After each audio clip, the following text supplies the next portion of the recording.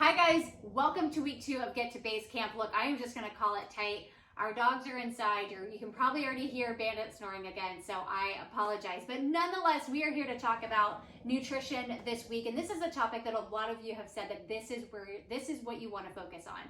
And we're kicking things off with just nutritional basics. Because there's so much information out there about nutrition. You know, you see things that say like don't eat carbs and carbs are terrible, but the truth is that we do need carbs. So that's what we're going to be getting into in these videos this week, is really what is the truth, where's the truth, what's the reality. Obviously, I am not a registered dietitian. I'm also not a nutritionist, but I am a personal trainer, and we'll have a separate video that talks about kind of the differences between those. So I would recommend that if you are someone who you're like, okay, this is, you know, I understand what I should be eating, but I want to know what I should be eating specifically for me based on my activity levels, my goals. I want to get a blood test and see if I'm deficient in any nutrients. Go see an RD.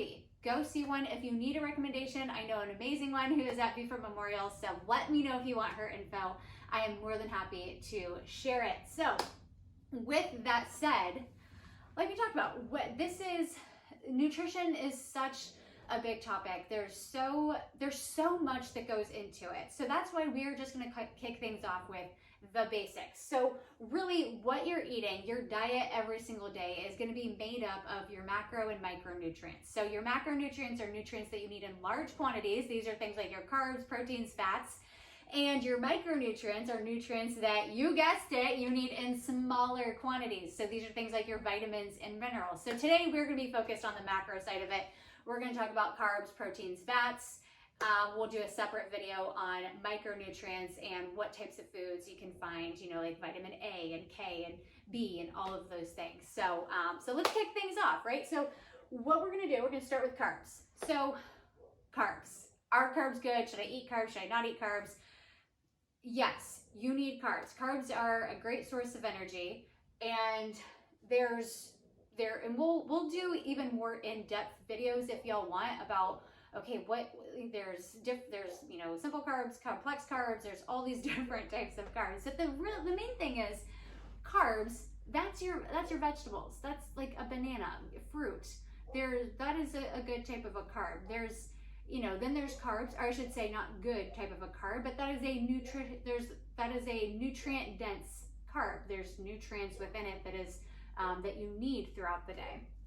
And then there's carbs that obviously hold no nutritional value, like a donut, a piece of cake, a piece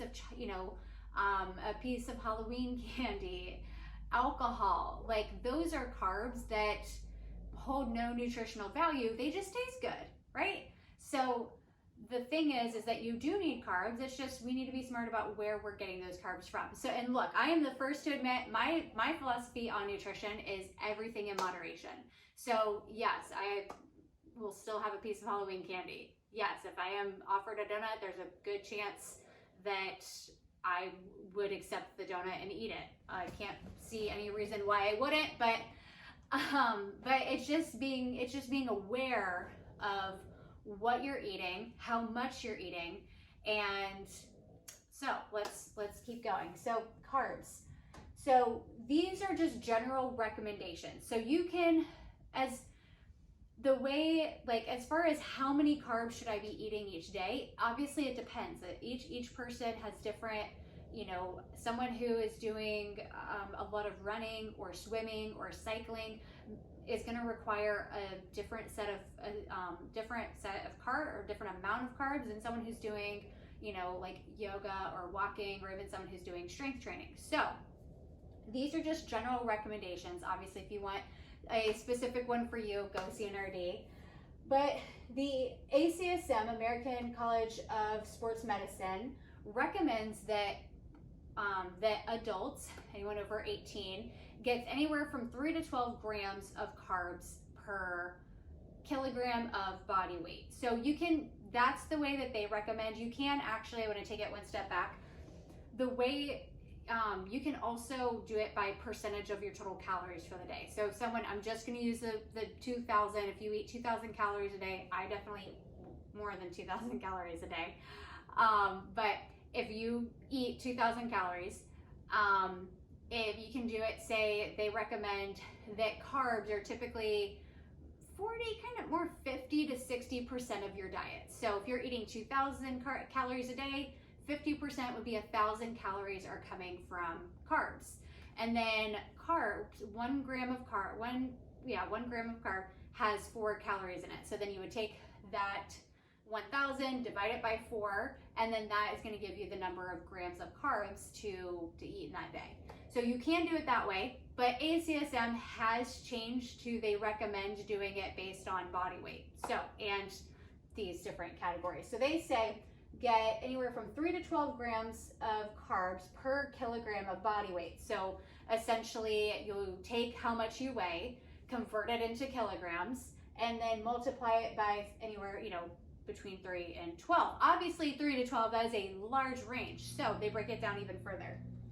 So low intensity athletes. So low intensity, this says you're doing mostly walking, yoga, or we might not be moving as much. So just low intensity, they recommend 3 to 5 grams of carbs per kilogram of body weight. Now, the next level, high intensity, if you're doing high intensity work for an hour, 1 to 3 hours a day, that they recommend getting 6 to 10 grams of carbs per kilogram of body weight. And then high intensity for 4 to 5 plus hours a day, they recommend getting 8 to 12 grams of carbs per kilogram of body weight. So you can kind of go through, okay, I'm in this category, and I did mine again I took how many calories I ate in a day, or consistently eat in a day, and took about 50% of that and said, okay, it's generally this. Mine tends to come around that 6 to 7 grams of carbs per kilogram of body weight. That's kind of where I fall in line. But I also do it by just percentage. It's not always perfect because, but those are just general recommendations. Okay, so now protein. So let's move on. Protein. This is a big one. So I'm going to highlight this because chances are most people do not get the recommended amount of protein each day. This is something I was not getting enough protein. So I started tracking my food. I don't track every single thing that I eat, but I do. But I do like to keep track of like what am I just generally eating. And I realized, and I actually started tracking what I was eating probably about a year and a half, or might have been longer ago, because while I was running, I started getting like really nauseous, and I would have to I felt like I would have to, and sometimes I would throw up mid-run, because I just kept getting so nauseous all the time. And as I was tracking what I was eating, I was able to see oh, okay, I was eating a lot of a certain type of food, and kind of cut that out. And so far so good. But then I realized through doing that, oh, I'm actually not getting enough protein throughout the day. So if you're someone, you just need protein in general, but as you're starting to be more active, you do need more protein that's what helps build your muscles and rebuild your muscles. So protein, just like carbs, there's 4 calories per gram of protein. So are you ready for the recommendations? So percentage wise, ACSM recommends to have anywhere from 20 to 35% of your diet come from protein.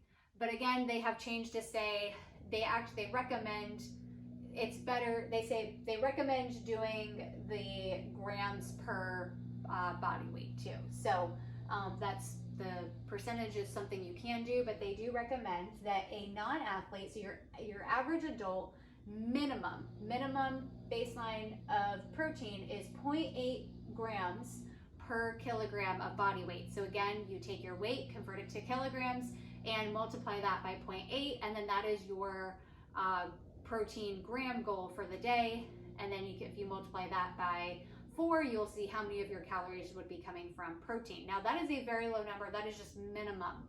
So obviously if you are working out, you are going to need more.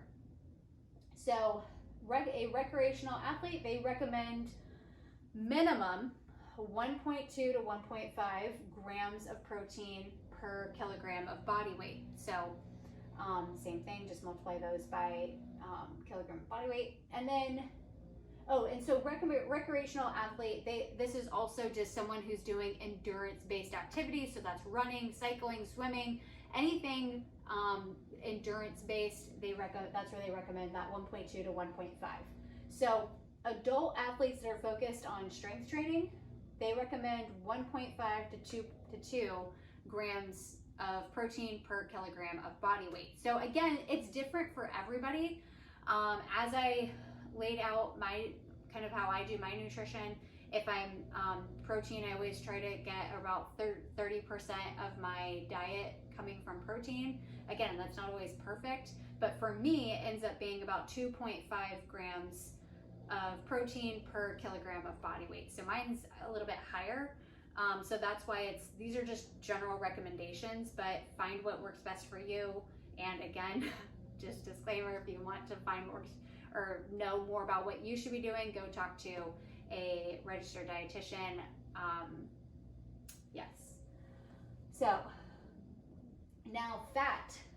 This is a big one. Now there's, do we eat fat? Do we not eat fat? What's the deal? So yes, we need fat. That's what fat, protects our organs.